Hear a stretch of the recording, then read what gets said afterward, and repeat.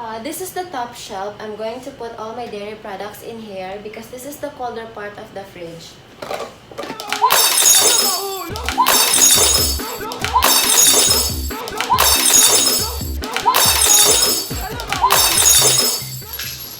my gosh.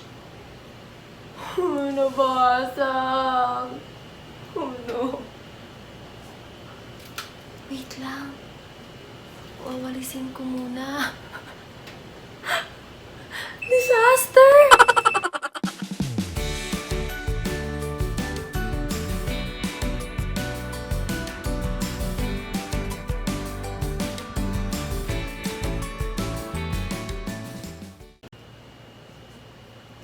Hi everyone! Welcome back to another episode of It's Rosell Day.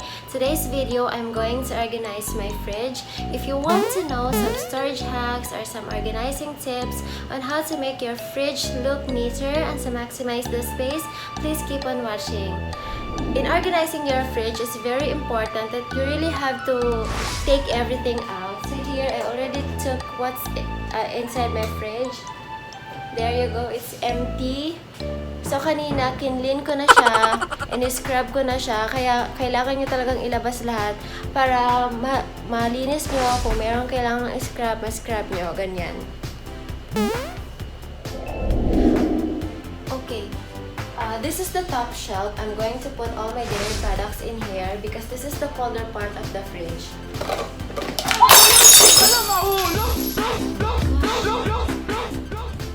Nabasag!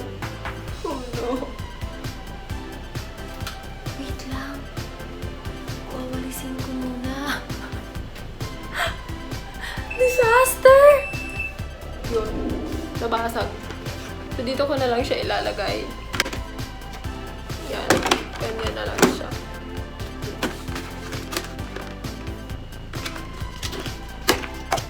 Ito na lang siya. Apat lang kasi yun eh. Wala na. Okay. Moving on sa katangahan ko. Ayan. Yung mga dairy products dito sa top shelf ilalagay.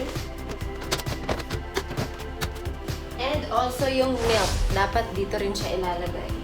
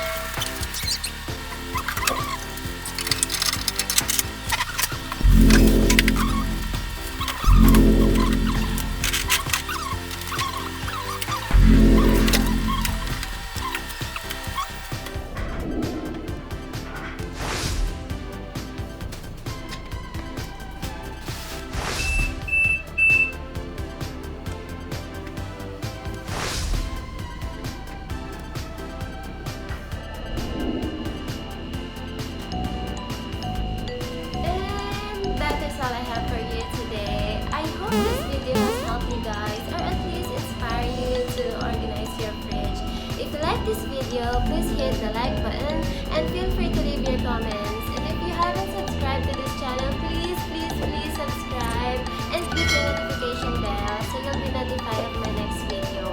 So, maura na karong adlaw, daghang salamat sa iyong tanan.